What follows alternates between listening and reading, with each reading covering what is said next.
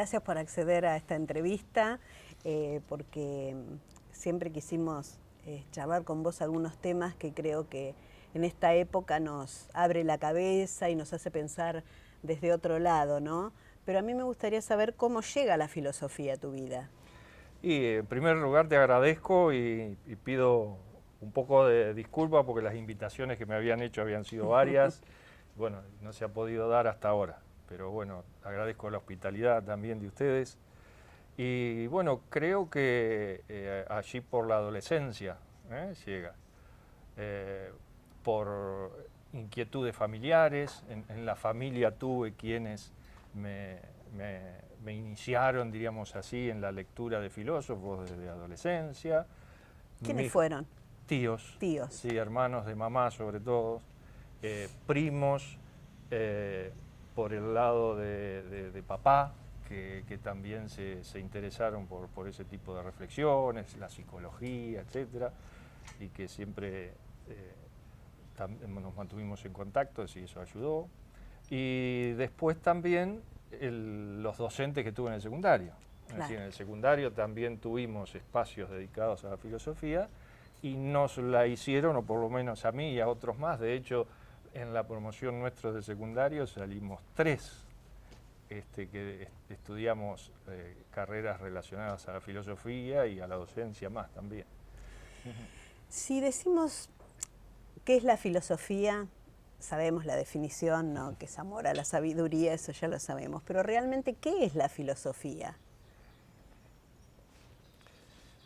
Hay muchas maneras de definirla, tal vez cada filósofo tenga la suya, pero ninguna de ellas puede escapar a esa palabra que es el amor.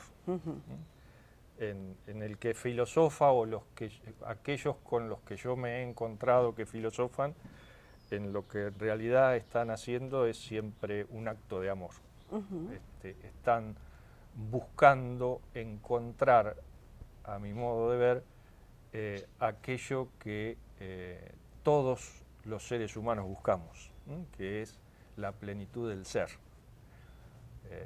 La reflexión, la pregunta y algo inicial todavía, que es el silencio, está en cada uno de ellos, por lo menos en aquellos con los que yo he entrado en contacto. El silencio hoy en día es como algo que es bastante selectivo. Se busca a veces demasiado el ruido, el bullicio, quizá para no adentrarnos, ¿no? Para no mirarnos. Muy interesante lo que señalas, porque a veces se puede confundir que el silencio es algo solamente exterior, y en realidad la dimensión exterior ayuda más o menos, pero el silencio más profundo anida en el corazón de cada uno de nosotros. Si pensamos un poquito, las cosas más importantes de nuestra vida suceden en silencio.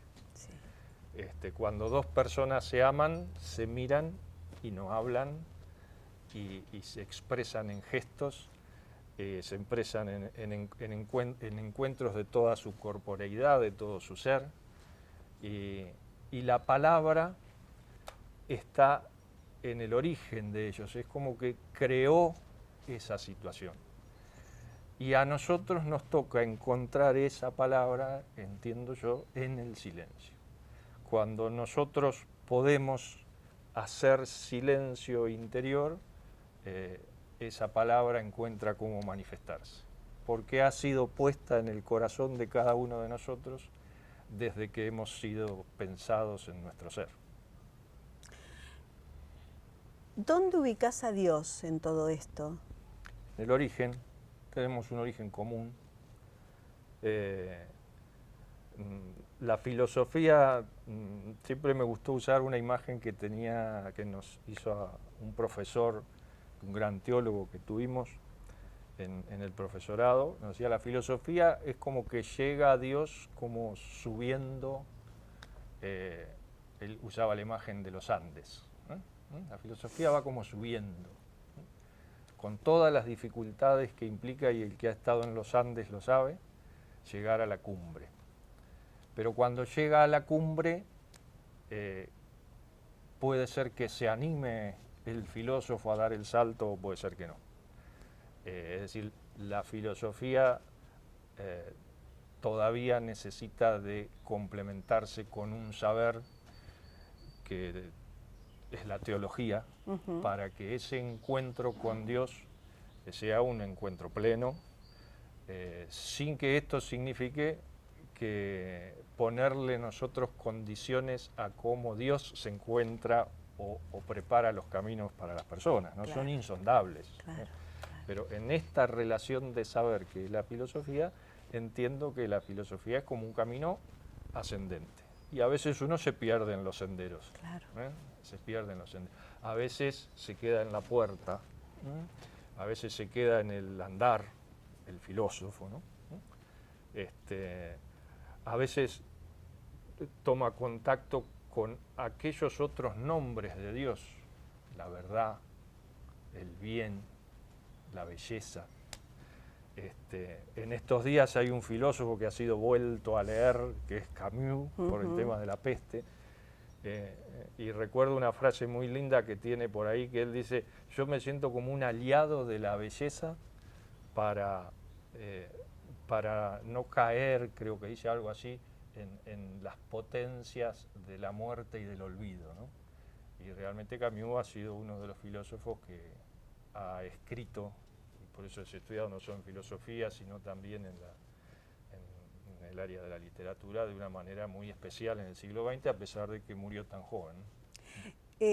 ¿Por qué lo relacionan a Camus con la peste? Y bueno, ¿por el miedo? En primer lugar, porque escribió la obra esa, claro, que se llama así, y si bien esa obra puede tener distintas lecturas, realmente allí ahonda en esa condición humana, que es cómo el ser humano ante estas situaciones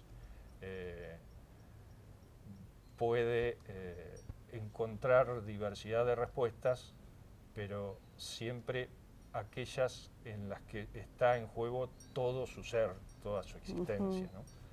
A él le gustaba hablar más del ser, a pesar de que, por lo menos hasta donde yo lo he conocido, a pesar de que algunos lo han ubicado en su debate con los existencialistas, con Jean-Paul Sartre y otros, pero entiendo que es un filósofo que se preocupó por encontrar el camino del ser.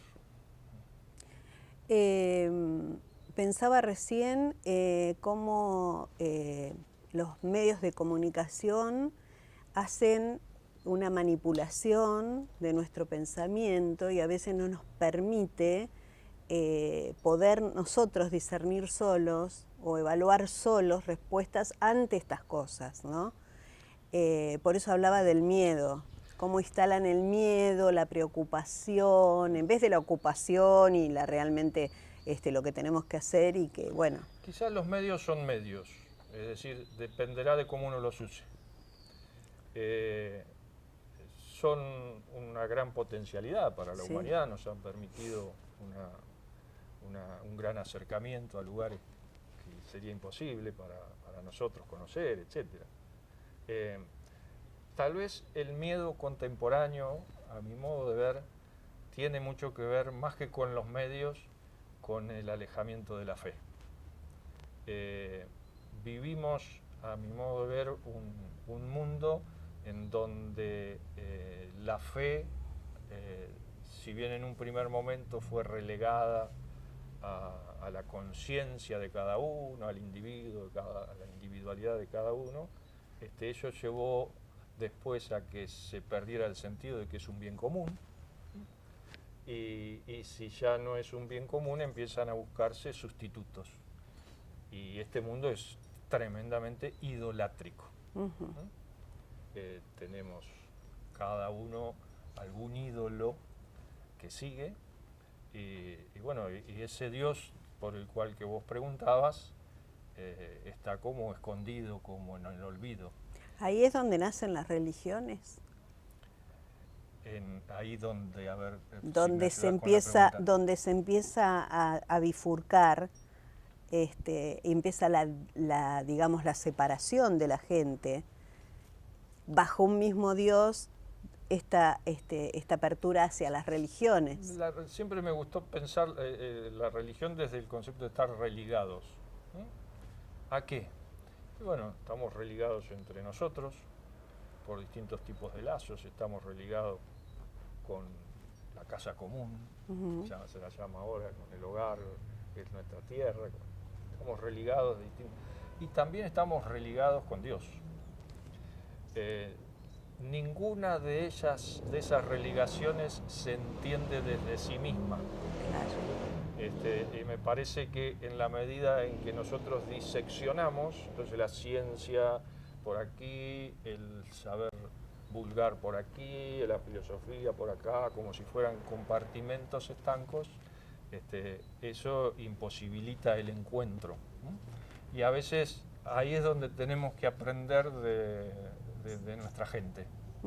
Cuando uno viaja a veces a los pueblos donde no están ni los filósofos ni los teólogos, encuentra esas expresiones de fe donde esa religación con el mundo, con Dios, entre ellos, se expresa en ceremonias religiosas realmente muy ricas, como las que tiene gran parte de nuestro pueblo. ¿Qué lectura haces de la época que nos toca vivir, donde hay muchos cambios desde lo social, cambios de paradigmas, cambios de valores? Hay muchos cambios, uno va viendo que eso se va modificando. El filósofo que mira, que estudia, que interpreta desde otro sitio, digo yo, ¿no? Es como un pensamiento colateral. ¿Qué lectura haces de esta época? Primero, no me animo a llamarme filósofo, bueno. Pero soy solamente alguien que es un profesor de filosofía y nada más. Pero de la época, en primer lugar, soy un agradecido, ¿no? Poder vivir ya es una gracia. Y la mejor época es la que uno vive,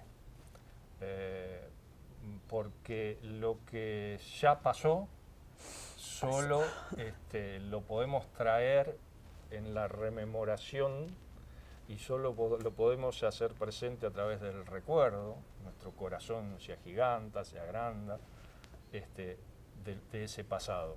Y entonces ahí tenemos, diría yo, siempre una deuda insalvable. Nunca podemos pagar la deuda, por ejemplo, con aquellos que nos dieron la vida. Lo queramos, no lo queramos, lo conozcamos, no lo conozcamos, pero eso es una deuda insalvable. Y tampoco podemos hacer de lo que venga después de nosotros lo que nosotros queramos. No. Quizás lo que está pasando en estos días pone de manifiesto esas limitaciones humanas, ¿no? En filosofía ahora están muchas corrientes hablando del transhumanismo, ¿no?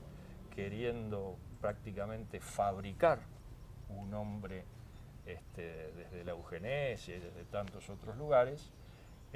Y bueno, a veces el mismo devenir de las cosas nos pone de manifiesto nuestra limitación humana. A veces cuando nos queremos, lo que ellos llamaban la ibris, nos queremos ir más allá de lo que somos, bueno, la naturaleza nos encarga de decir, eres tan solo un hombre. A veces nos cuesta. Claro. A veces nos cuesta. Cuando se quiere, por ejemplo, en estos momentos, negar los sexos, ¿no? Y hablar del género, no sos ni hombre ni mujer, cuando venimos de ser hombres y mujeres, más allá de nuestra condición de elección después libre de lo que uno quiera hacer con su cuerpo, ¿no? Entiendo que te refieres a lo que se llama la perspectiva de género. Es eso, es una perspectiva. Claro. Es decir, cualquier perspectiva que intente considerarse la única, roza el totalitarismo.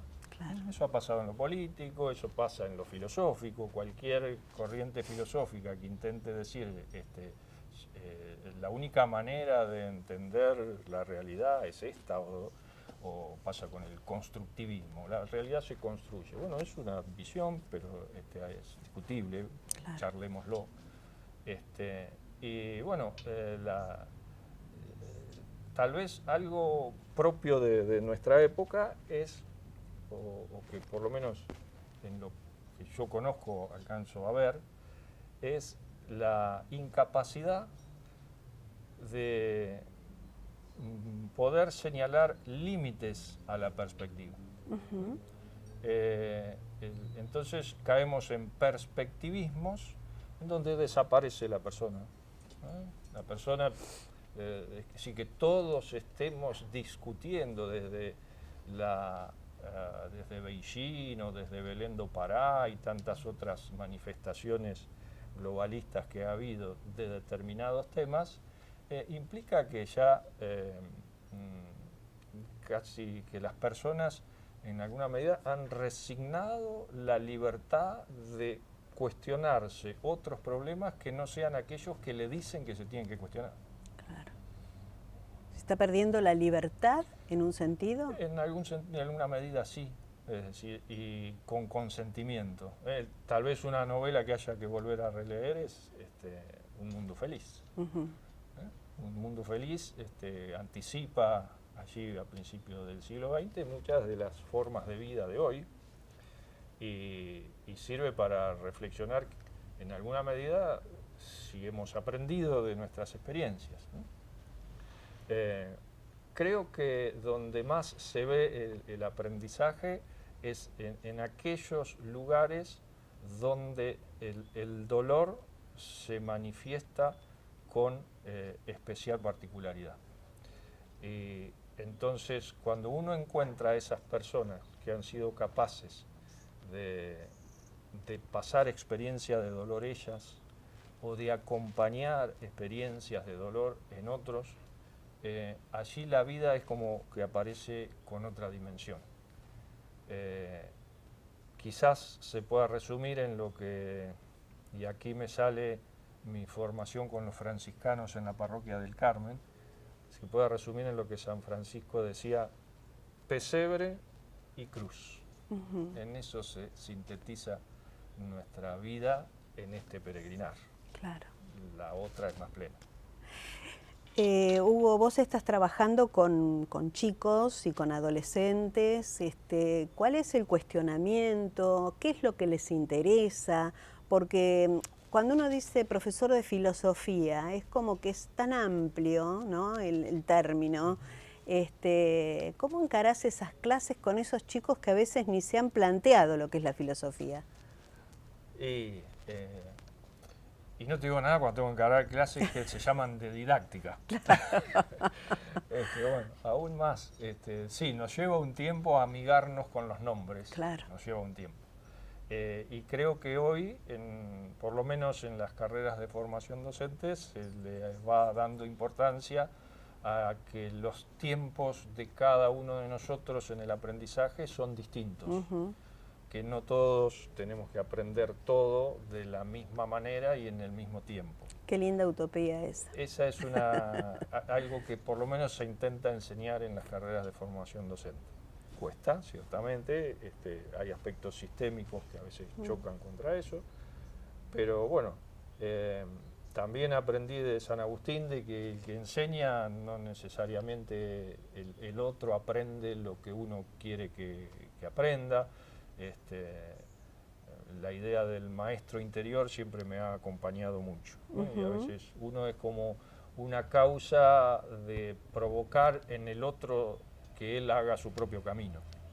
Eso me ha ayudado muchas veces cuando sucede esto. Es decir, en un grupo con el que aprendemos juntos puede haber quien en todo el año diga: por fin terminé de este encuentro con este profesor. Y sí, es parte de nuestra tarea, ¿no? Claro. Nosotros no vamos a agradar, ni vamos a querer que a todos les guste lo que damos, ni lo que proponemos en la reflexión. Pero sí alguna cabeza se abre a nuevos pensamientos. Sí, tal vez no me gusta la metáfora de que la cabeza se abra, porque, bueno. Pero bueno, sí cada generación me sorprende y me asombra con sus nuevas preguntas. Ajá. Por ejemplo. En la medida en que la distancia generacional Sí. nos atraviesa, por ahí encontramos la dificultad del lenguaje, porque las nuevas generaciones vienen a veces con términos que yo ¿y eso qué es? Tengo que preguntar a qué te referís cuando llamas eso. Por ejemplo, algo que un filósofo que vos entrevistás acá ha hecho mucho de ese término, muchas reflexiones. Los chicos han incorporado mucho el concepto de lo obvio. Es un concepto que vino con estas generaciones, y si uno no lo llena de sentido, eso no dice nada, lo obvio. O las muletillas de alguien que después de hablar dice nada, y entonces a veces eso nos permite una pregunta. Entonces, entre las preguntas que aparecen, a veces tienen que ver con empezar en algún momento del año a mirar, como vos señalás, su vida cotidiana desde otro lugar. Se logra cuando el ruido, el vértigo, logra encontrar algún caos. A veces hay algunos que no lo logran. Claro, ese reposo, ese silencio donde podemos pensarnos de otra manera, ¿no? Hay corrientes filosóficas que están como reemplazando a las terapias psicológicas. En algunos países, cuando uno tiene conflictos y quiere resolverlos y pide ayuda, en vez de ir a un psicólogo, a un filósofo, que le da otra mirada a los problemas, ¿no? Y tal vez una de las tareas del filosofar es encontrar caminos de unidad. Claro. La filosofía siempre tuvo una pretensión de poder pensar el estatuto epistemológico, usando algún término más técnico, de los otros saberes. Claro. Es decir, ¿qué es lo que hace que el historiador haga historia? ¿Qué es esto de la historia? ¿Qué es lo que hace que el sociólogo haga sociología? Si el sociólogo se pone a pensar eso, no hace sociología. Si el historiador... Bueno, entonces eso la filosofía un poco que lo empezó a pensar para sí. En el siglo XX se ha desarrollado mucho la epistemología, es decir, el estudio del conocimiento científico. Habría que ver si todavía nos falta una mayor reflexión para lograr esto de que se fragmentó, a mi modo de ver, en la modernidad, ¿no? Donde cada ciencia empezó a querer buscar su autonomía y bueno, todo se fragmentó. La escuela se empezó a dividir en años, en grados, en eso tiene también se ve en la medicina, ¿no? Claro, donde con las especialidades se dejó de pensar en el hombre íntegro. Claro. ¿No? La filosofía tal vez tenga por allí una tarea que realizar, es decir, cómo poder sentar a todos y poder, desde distintos lugares, poder pensar en común una humanidad mejor, que de eso se trata, entiendo yo. Se habla mucho hoy de la filosofía de vida, que también está fragmentada, porque es la filosofía del New Age, es la filosofía de los que siguen el islamismo, los que siguen a Buda, o sea, es una filosofía de vida también fragmentada, ¿no? No es una filosofía global que nos englobe a todos en algo, el amor, por ejemplo, o la búsqueda de eso que es la cima de la Concagua. Sí, hay distintos caminos, ciertamente, filosóficos. Creo que está bien que los haya, ¿verdad? La posibilidad es que cada uno de ellos esté abierto al encuentro con los otros. Creo que eso es importante. Que todos puedan pensar de que hay algunas realidades que nos hacen ser lo que somos y que se puede llegar allí desde distintos lugares, pero que no estaría bueno, que dejamos de ser lo que somos cuando a esas realidades las echamos al olvido o las desperdiciamos.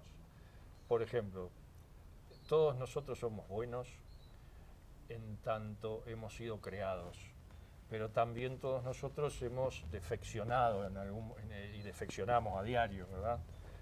Bueno, cómo la filosofía puede ayudar a que nos encontremos en lo que tenemos de bien, que nos encontremos en la belleza de esos distintos caminos, de esos distintos senderos, ¿eh?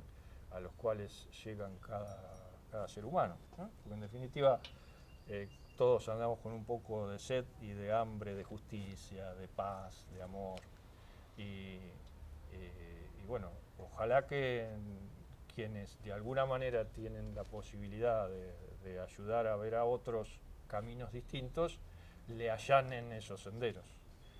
Tal vez el ámbito de crear lugares donde la gente pueda reflexionar o pueda encontrar instantes de silencio, instantes siempre son, para usar un término contemporáneo, saludables. Uh-huh. Nosotros tenemos uno muy cerquita que es el monasterio trapense. Uh-huh. A veces los azuleños no valoramos eso, pero si cada tanto los azuleños fuéramos un rato allí simplemente a buscar ese silencio y a contemplar lo que esos hombres hacen, esos varones de Dios hacen, seguramente se vuelve planificado. Quien va vuelve planificado. En estos días, con hechos de mucha violencia en la sociedad y que hemos visto realmente cosas injustificables, ¿no? desde la actuación de la gente, ¿no? Me refiero a los hechos de violencia en los jóvenes, ¿no? Mucha gente ha tenido el pensamiento de decir, esos chicos no saben lo que hacen. Para esos chicos, me refiero específicamente a los que golpean sin razón, que hemos visto muchos ejemplos en estos días. Es como que esa persona no puede pensar que existe otra manera de vivir. No es por justificarlos, pero quizás su cabeza, su razonamiento, no se pueda poner en el lugar del otro, ni del amor, ni del bien. ¿Es así que puede ser que no sepa lo que está haciendo? No sé, ahí no lo sé. Quiero pensar que el acto de violencia es una consecuencia de otras cosas. Es decir, cuando se llega a expresar la violencia, ya sea verbal, psicológica o física, siempre en alguna medida expresa nuestras carencias. ¿De qué carece aquel que es violento? Tal vez sea una pregunta que lleve a que quienes estén a su alrededor puedan ayudarlo a repensar su forma de vivir y su forma de expresarse, ¿no? Pero la justificación o no de esos actos, creo que acá también es importante poder hacer distinciones, ¿no? Uh-huh. Es decir, hay responsabilidades jurídicas, responsabilidades que tienen que ver con el ser del otro, y bueno, aquel que tenga que juzgar deberá hacerlo de la manera adecuada, y logrando de que con el juicio que emita esos actos de violencia traten, o por lo menos no vuelvan a repetirse, digamos, en esa persona, ¿no? Pero no sé qué es lo que pasa por la mente de alguien que llega a eso, no lo sé, ¿no? Estamos transitando una época de violencia, no solamente física, sino verbal. Uno lo ve en el tránsito, lo ve cuando va a un negocio, lo ve en las escuelas mismas, los chicos con los profesores o los profesores con los chicos. Uh-huh. Está como muy marcada la violencia en esta época, al menos en nuestro país. Yo estoy hablando de la realidad cotidiana nuestra, ¿no? Pero la gente se queja de que hay una sociedad más violenta. ¿Qué nos habrá faltado o qué carencia habremos tenido para tener esto hoy en la sociedad? Bueno, algunas de las respuestas que uno va encontrando a esa pregunta, en primer lugar, tienen que ver con los primeros años de vida. Ciertamente que la carencia de afecto, la carencia de el cubrir las necesidades mínimas de alimentación, de vestido, de acompañamiento por parte de las generaciones adultas hacia los niños, dejan huella. Y si después esas huellas no encuentran en el desarrollo de la vida alguien que además venga a poner alguna flor al lado de esa huella, todavía es mucho más difícil, ¿no? Y tal vez, bueno, esas son algunas de las carencias, pero no quiero dejar de insistir que la carencia más profunda de nuestra época es el olvido de la fe, la falta de fe. Hay hombres muy violentos que han llegado a ser santos, porque bueno, el mismo fundador de la orden religiosa, de la cual ahora es Papa nuestro querido Francisco, era un hombre violento, era un militar, ¿verdad? Claro. Ahora, bueno, ¿qué hacemos con esa violencia? Ahí es donde aparecen otros valores. Y creo que en la medida en que la fe, que es un don y que hay que pedirlo y que es una gracia, en la medida en que eso falta, esa es la peor de las carencias, ¿no? Y eso estaba muy metido en nuestro pueblo. Por eso las familias se acercaban, iban a las iglesias y decían, bueno, vengo por el bautismo de mi hijo. Ese acto. Pero si allí le estaban haciendo, después de la vida, el mejor regalo, ¿no? Aunque después no fueran nunca más, ¿no? Pero bueno, también esta época ha secularizado todo eso, esas prácticas se han perdido tal vez por nuestra propia, los que poseemos o hemos recibido la gracia de la fe, no sabemos ser testigos de la alegría que significa esa fe, y entonces los demás nos entusiasman con eso. Pero eso es una carencia, creo que fundamental, ¿no? Las sociedades en donde el entramado, el tejido de la fe empieza a ser corroído por distintos tipos de polillas, terminan siendo violentas, ¿no? Terminan siendo violentas. Y perder también la mirada hacia Dios, ¿no? Porque uno puede no practicar ninguna religión, pero tener a Dios en su vida como referente máximo, digo, ¿no? Sí, uno que ha andado en los profesorados de filosofía y eso, muchas veces me he encontrado con colegas incluso, con los cuales hemos conversado mucho, ¿no? Y una de las preguntas surge en esa, ¿sí? Bueno, vos tenés, o las observaciones, bueno, vos tenés muchas respuestas porque has recibido la fe o porque crees, te dicen, ¿no? Pero yo no puedo creer, ¿no? Yo no creo, yo no. Bueno, hay que seguir buscando, ¿no?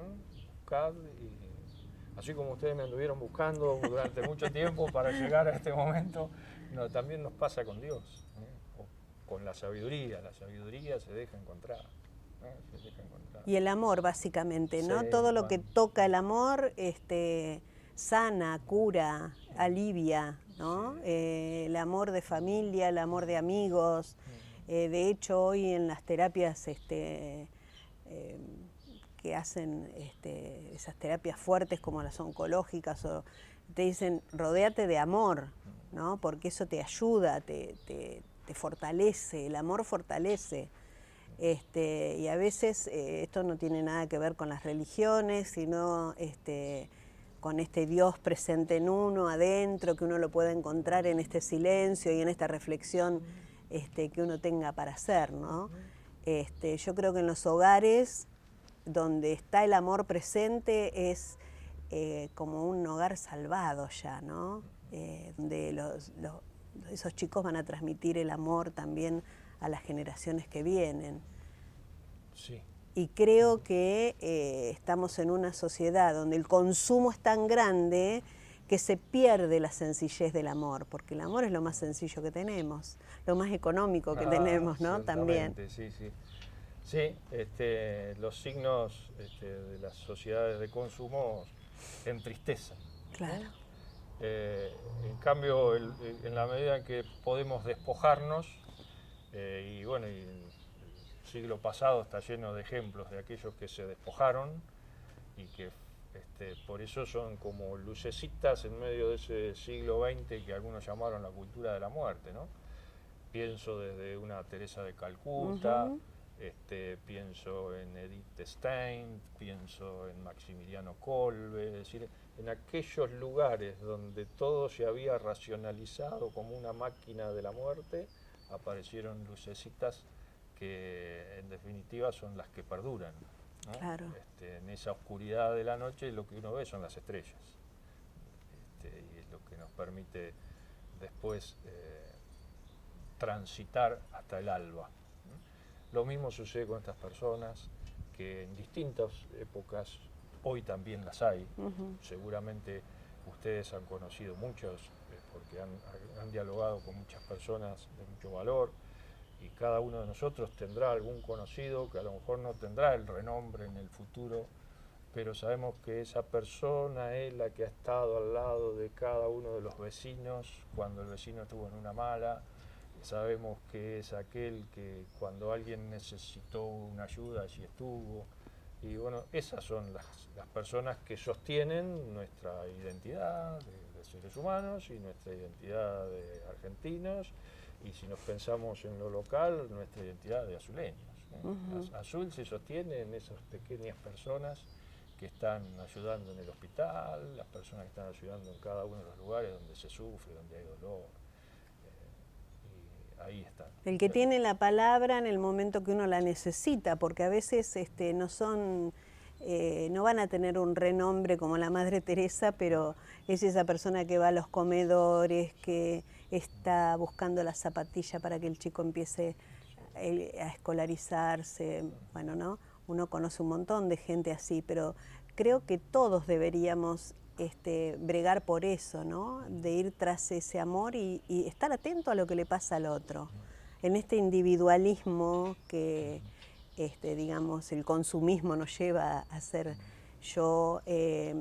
Hoy, por ejemplo, hay una modalidad que primero soy yo y despegarme de los demás que son tóxicos o lo que sea, y ser yo y yo. Primero yo, después yo y después yo.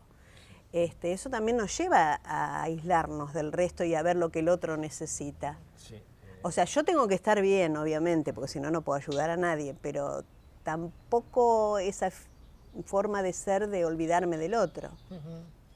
Sí, creo que una palabra que me resuena de lo que acabas de comentar es la palabra atención. Cómo estar atento al otro no es fácil. No. Se aprende, y tiene que ver, creo, con esto que vos señalás, de ir despojándonos de nuestros egoísmos, de nuestras esto de querer estar en el centro de ser capaz de ceder la palabra al otro. Como decía un poco al inicio de nuestra charla, las cosas más importantes de la humanidad y de la vida de cada uno de nosotros están o precedidas o acunadas en el silencio. A veces pienso... Escuchar no sabemos tampoco, ¿no? Cuesta mucho. Pensaba en esto de la escucha, como no hemos sabido recrear, pensándolo desde la docencia, no hemos sabido recrear espacios que favorezcan la escucha.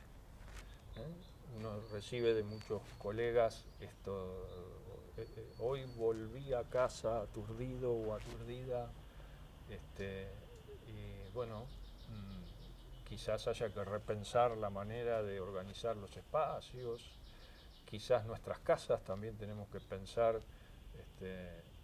cómo podemos hacer para que también en ellas haya un espacio de silencio. Por lo menos aquellos que todavía tenemos en nuestro país que pensar que todos tengan casa, ¿no? A lo mejor estamos en una etapa previa. Claro. Pero en la medida en que podamos hacerlo, por ejemplo, el arquitecto que piensa cómo ayudarle a que otros encuentren un lugar para vivir, estaría bueno que no piense colmenas para vivir, sino que piense espacios en los que cada uno tenga su lugar de silencio, de encuentro común, ¿no? Hay gente que lo hace realmente, ¿no? Sí, pero el hacinamiento también. El hacinamiento de las grandes ciudades, indudablemente, ahora se pone de manifiesto con estos flagelos, las dificultades, ¿no? Pero bueno, creo que nosotros, en la medida en que podamos ser atentos a los pequeños detalles de nuestra vida, desde esa pequeñez se va como tejiendo ese poncho que es la realidad en la cual cada uno de nosotros está viviendo, ¿no? Cada uno como cada que uno tenemos es un hilito, punto. tenemos un hilito ahí, tenemos que tejer un sendero y poder darle la mejor trama a eso, ¿no? No es fácil, pero lo tenemos que hacer entre todos,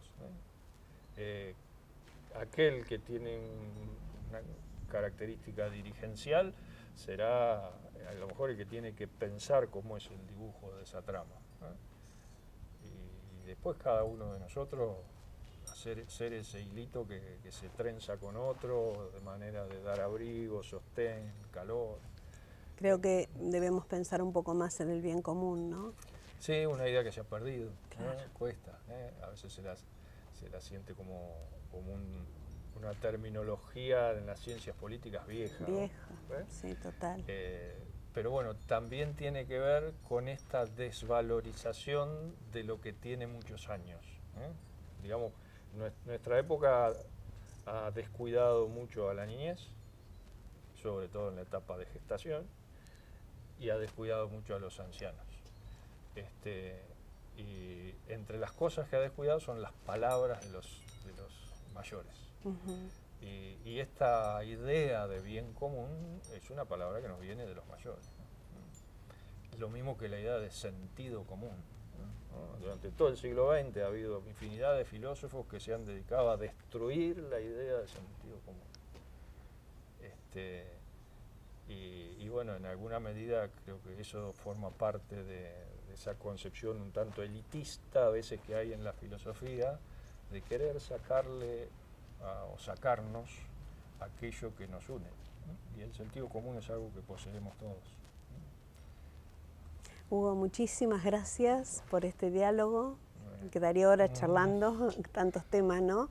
Pero creo que uno puede aportar a la gente que nos está mirando, a repensarse, a buscar esos espacios de silencio, a bajar un poquito la ansiedad y vivir un poco más en paz, porque en realidad lo que nos vamos a llevar de este tramo de vida que tenemos acá es el amor, la paz y los vínculos, ¿no? Después lo demás lo vamos a tener que dejar todo. Dios dirá, dejémoslo en sus manos. Desde ya yo les agradezco a vos y a Carlos, que sabe que lo aprecio mucho, porque hemos compartido momentos muy, muy buenos de nuestra vida.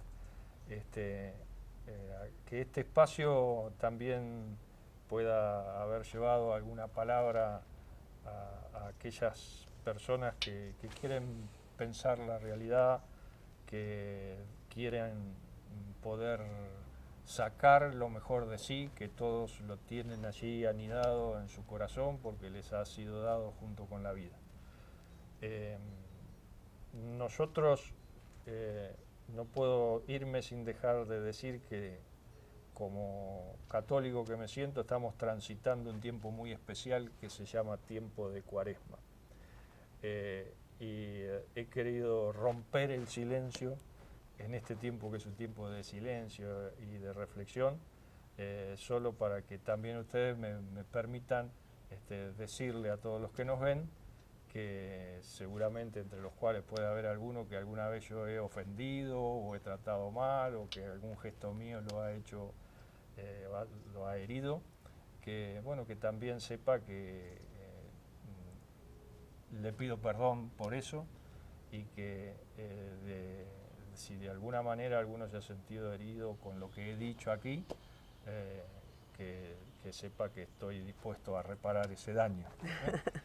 Pongamos todos estos espacios y yo les deseo a ustedes que puedan seguir dialogando, porque si hay algo lindo que tiene este programa, que siempre trato de buscar o lo miro por las redes, es que creo que revaloriza el diálogo, ¿no? Y eso siempre nos ayuda a encontrar nuevos caminos. Así que muchas gracias a vos, Silvia, y a Carlos por esta invitación. Gracias a vos.